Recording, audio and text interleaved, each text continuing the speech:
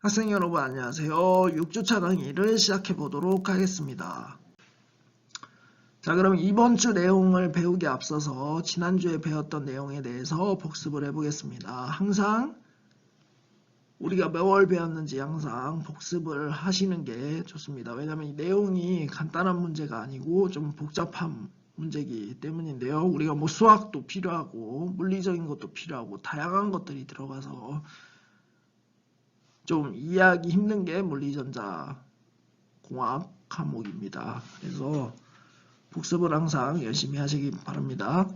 자, 우리가 5주차 첫 번째 수업 시간에 시작할 때 했던 게 뭐였죠?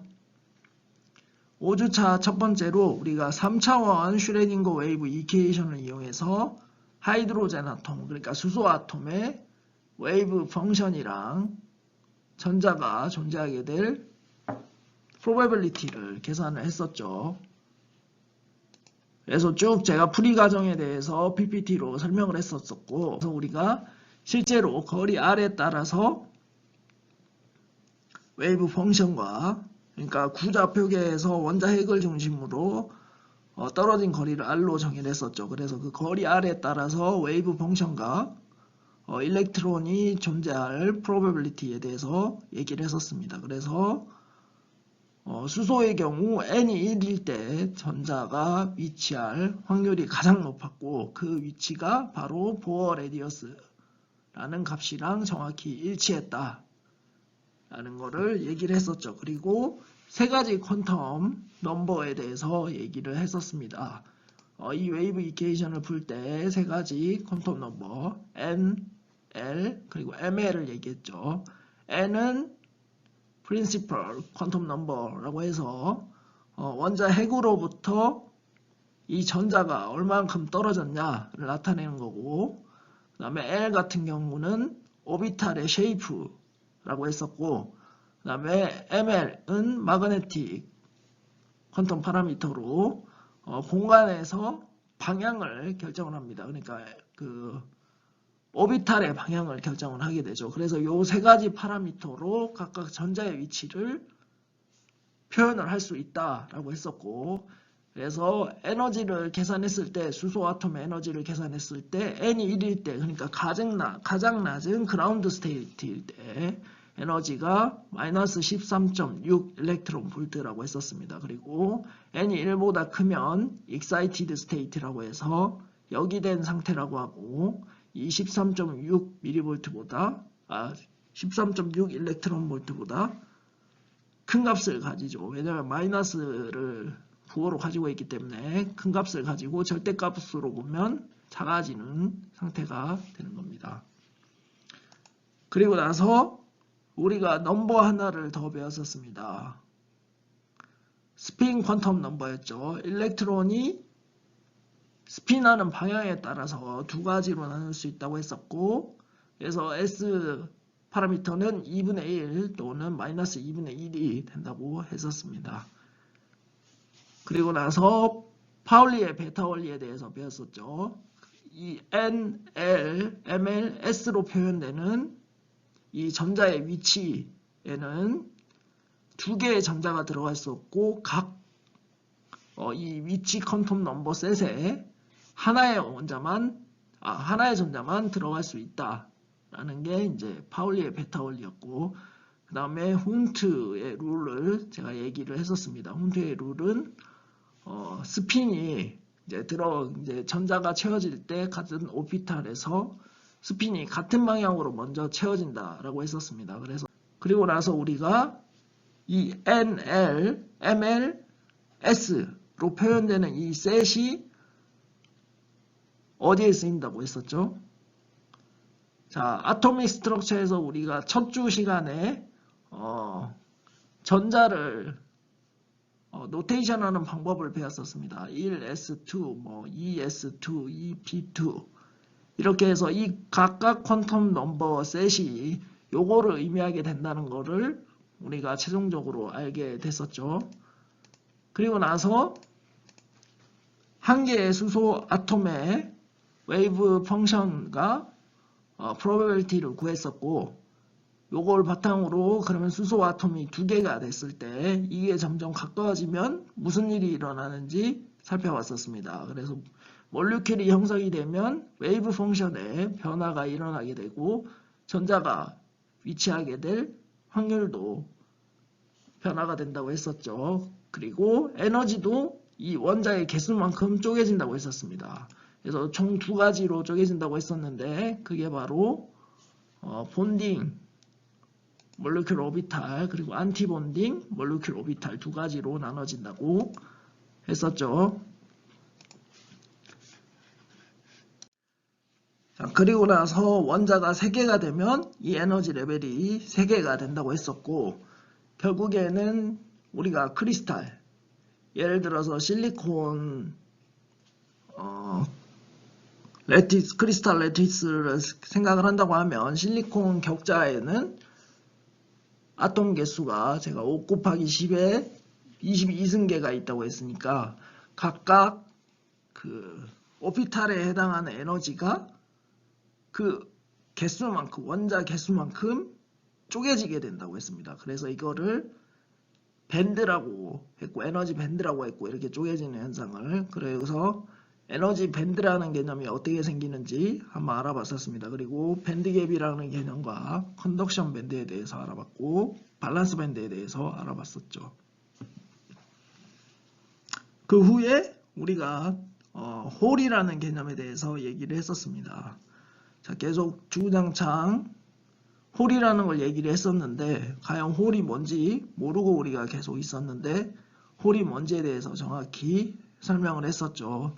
쉽게 말해서 밸런스 반대에서 전자가 빼서 사라진 빈 공간을 홀이라고 하고 어떻게 보면 파티클이 아닌데 가상으로 파티클인 것처럼 표현을 했었죠. 그 이유가 우리가 이제 F는 ma라든지 이런 일반 물리의 뉴턴의 법칙을 사용하기 위해서 이런 가상의 개념을 적용을 했던 거고 그 후에 에펙티브 매스에 대해서 얘기를 했었습니다. 에펙티브 매스는 실제 전자의 질량을 의미하는 게 아니라 실제 전자의 질량은 진공 상태에서의 질량이 되겠고 이게 격자 내로 들어가면 각각 그 격자 내에 존재하는 아톰과 전자들에 의해서 콜럼버릭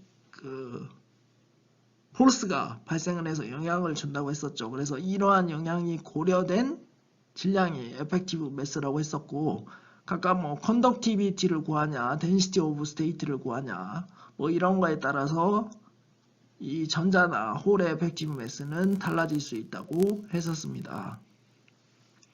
그러면 지난주 내용 중에 좀 중요한 거를 좀 더 자세히 한 번 더 얘기를 해보도록 하겠습니다. 그러면 에너지 밴드 이론에 대해서 알아보도록 하겠습니다. 아래에 보이는 그림은 실리콘이 서로 가까이 실리콘 원자들이 서로 가까이 갔을 때 에너지가 어떻게 변하는지 나타내는 그림이 되겠죠. 그래서 실리콘 아톰은 원자 번호가 14니까 일렉트론이 14개가 있는 거고 각각 여기에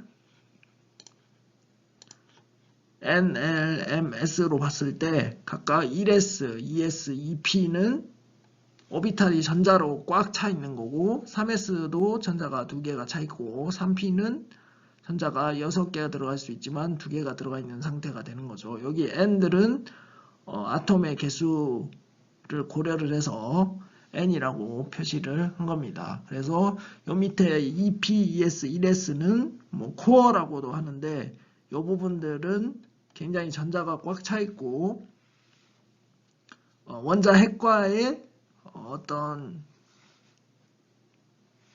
인력이 강하기 때문에 이렇게 아톰들이 가까이 가더라도 영향을 거의 받지가 않습니다. 그래서 1S는 거의 영향이 없고 2S, 2P도 거의 굉장히 실리콘 아톰이 가까이 갔을 때 조금 에너지 스테이트가 쪼개지는 걸 확인할 수가 있죠. 반면에 3S, 3P는 큰 영향을 받는다고 했었습니다.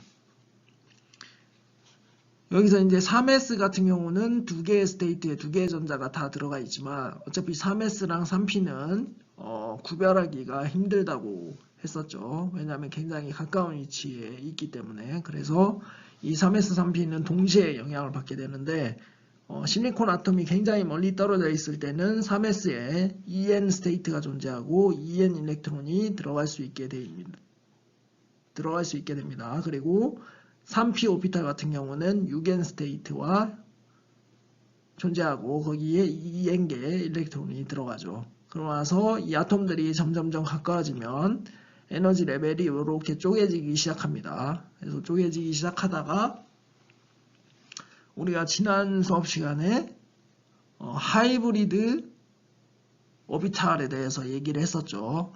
그래서 각각 실리콘이 3s 오비탈 1개랑 3p 오비탈 아령 모양으로 된 오비탈 3개가 존재하게 되고 각각 전제가 이렇게 차례차례로 채워진다고 했었는데 공유 결합을 형성하기 전에 이 오비탈이 하이브리드 오비탈로 변화가 된다고 했었습니다. 이 하이브리드 오비탈로 변화하게 되면 각각의 오비탈이 서로 굉장히 먼 거리를 유지하기 위해서 변형이 된다고 했었죠.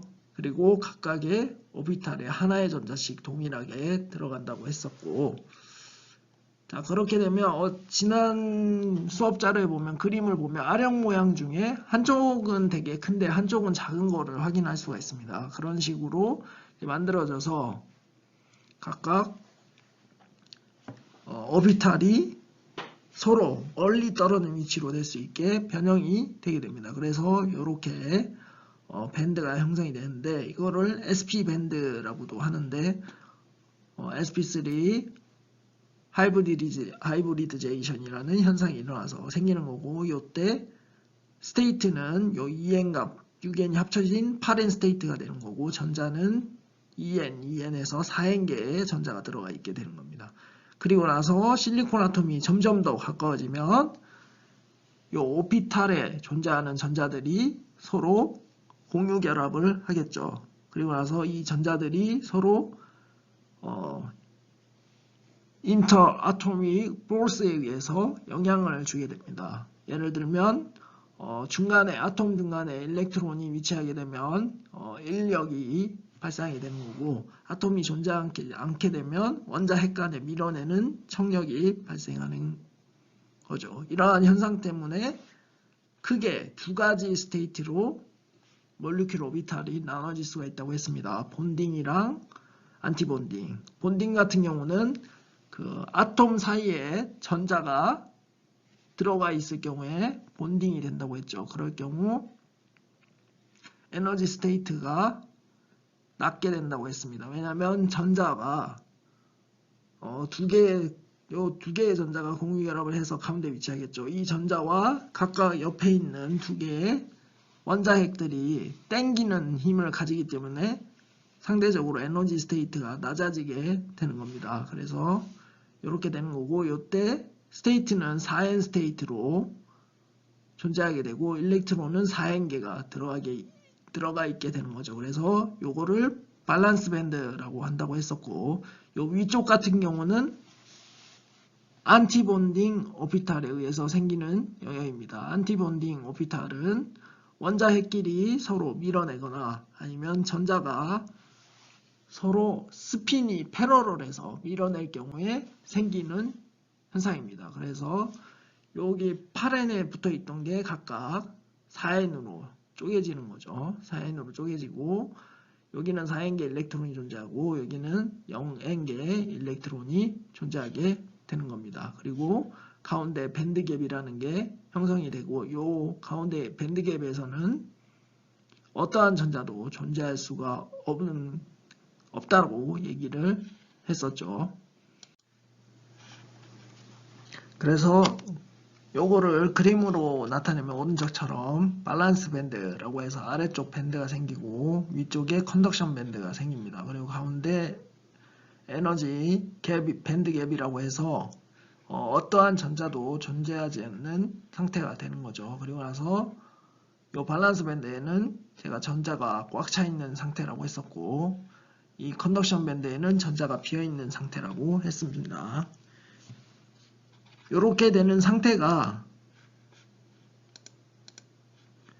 절대온도 0K일 때라고 했었습니다. 이걸 꼭 기억해 주시고, 에너지 밴드 갭은 그래서 이 컨덕션 밴드의 제일 낮은 값과 밸런스 밴드의 제일 높은 값의 차로 이렇게 계산이 될 수 있다고 했습니다. 그래서 이 0K에서는 외부에서 일렉트릭 필드를 걸어주더라도 여기서 아래쪽 밸런스 밴드에서 일렉트론이 움직일 수 없고 컨덕션 밴드에서도 움직일 수 있는 게 없기 때문에 커런트가 흐르지 않는다고 했었습니다.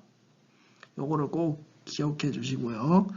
하지만 뒤에 슬라이드에서 온도가 올라갈 때 어떻게 되는지 얘기를 했었죠.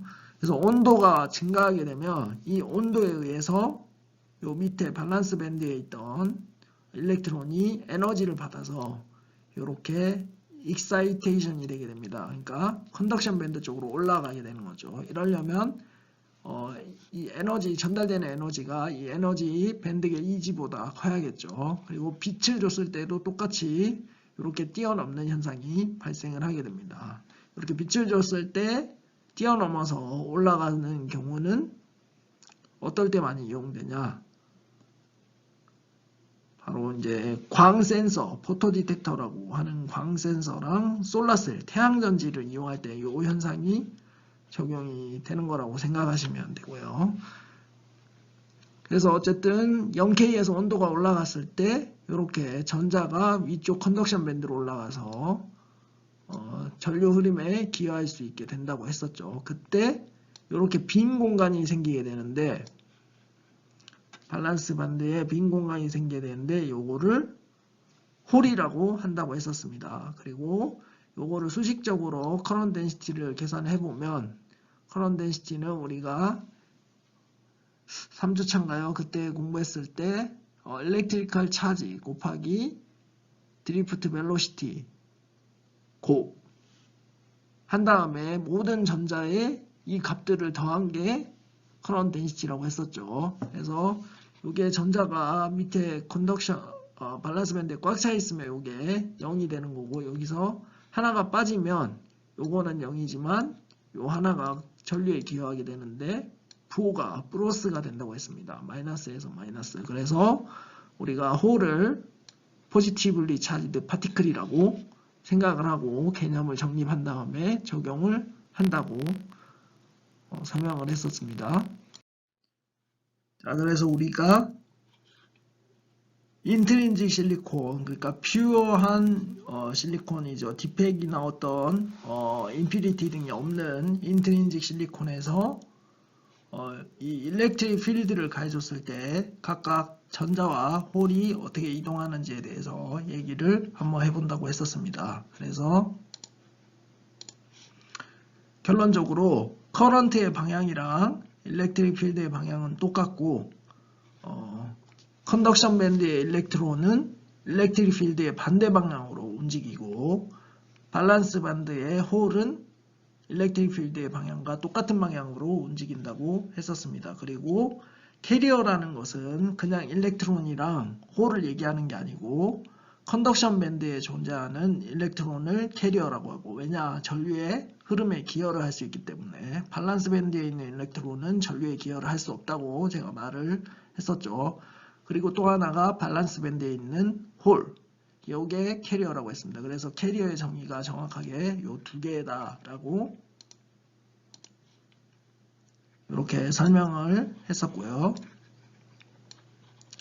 그리고 인트린직 실리콘, 인트린직 세마이컨덕터에서 꼭 기억해야 될 부분 중에 하나가 요 일렉트론이랑 홀이 항상 쌍으로 생긴다는 거를 기억을 하셔야 되겠습니다. 제가 지난 수업 시간에 얘기를 했던 것 같긴 한데 어쨌든 에너지가 가해져서 이렇게 전자가 여기가 돼서 올라가면 컨덕션 밴드로 올라가면 반드시 밸런스 밴드에는 홀이라는 게 생깁니다. 그래서 항상 이 인트린직 세마이컨덕터에서는 일렉트론과 홀이 동시에 생성된다고 생각을 하시면 되겠습니다. 그렇게 해서 이 두 개가 전류에 기여를 하는 거죠. 요거 말고 익스트린직 세마이컨덕터는 이제 도핑이 돼서 다른 현상을 보이게 되는데 그거는 이번 주 수업 시간에 얘기를 아마 하게 될 것 같습니다.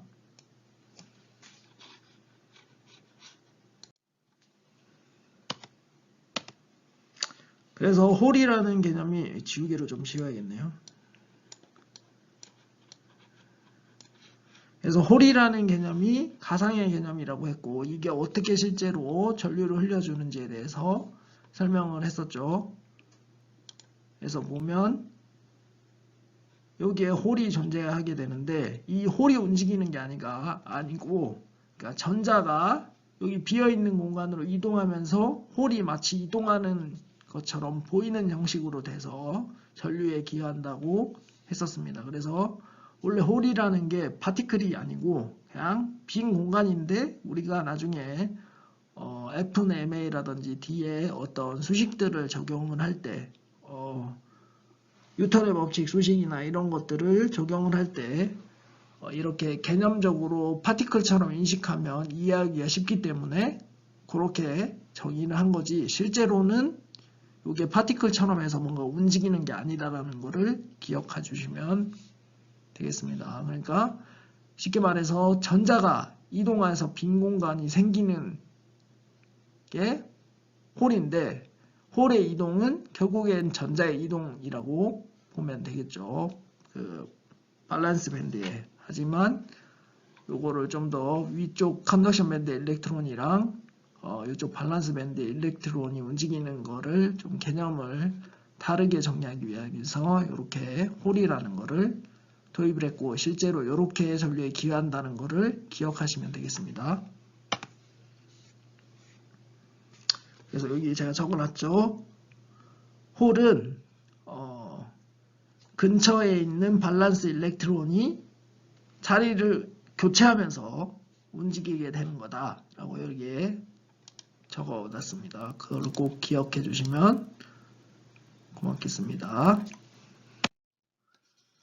자, 이제 우리가 그 다음으로 얘기를 했던 건 에펙티브 매스였죠. 에펙티브 매스가 왜 필요한지는 설명을 했었습니다. 그러니까 우리가 이제까지 프리스페이스, 백큐um 상태에서 전자의 모션에 대해서만 다뤘었죠. F는 뭐 Q라든지 이런 것들. 하지만 실제로 실리콘이 크리스탈 격자 내로 들어가게 되면 이 진공 상태와 다르게 내부에 어떤 일정한 주기적인 포텐셜이 생기게 되고, 이게 일렉트론이나 뭐 홀에 영향을 준다고 보면 되겠습니다. 그래서 이러한 영향을 고려하기 위해서 에펙티브 맥스라는 개념이 생기게 된 거고, 그래서 이 에펙티브 매스는 실리콘 격자 내에서 전자가 받는 어떤 다른 내부의 힘을 적용한 수치이기 때문에 크리스탈 방향이라든지, 왜냐하면 크리스탈 방향이 바뀌게 되면 격자의 위치가 바뀌게 되는 거죠. 그래서 영향을 받는 거고, 그 다음 템퍼러처에도 영향을 받죠. 왜냐하면 템퍼러처가 증가하면 증가할수록 레디스 바이브레이션이 커지기 때문에 에펙티브 매스가 또 변하게 되는 거죠. 그래서 이런 것들에 크게 영향을 받고, 각각의 어떤 계산하는 어떤 파라미터에 따라서 이 에펙티브 매스 값은 달라질 수 있다. 그래서 보통 에펙티브 매스는 여기 밑에 보이는 것처럼 뭐 mn 스타, 뭐 스타로 표시하는 게 에펙티브 매스가 되겠는데, 이렇게 mn 스타에서 딱 값을 명시하는 게 아니고 보통 백큐um 상태의 일렉트론의 전자의 B로 많이 표시를 하게 됩니다. 그래서 요거 같은 경우는 상온에서 300K에서 컨덕티비티를 위한 일렉트론이랑 홀의 에펙티브 매스가 되겠습니다. 그래서 각각 값들을 보면 1보다 작은 것을 알 수가 있죠. 즉 이제 프리스페이스, 그러니까 백큐um 상태에서 일렉트론이나 홀의 질량보다 이러한 실리콘 격자 내에서 질량이 훨씬 작게 느껴진다는 얘기가 되겠습니다. 왜냐하면 요거 B가 되는 거기 때문에.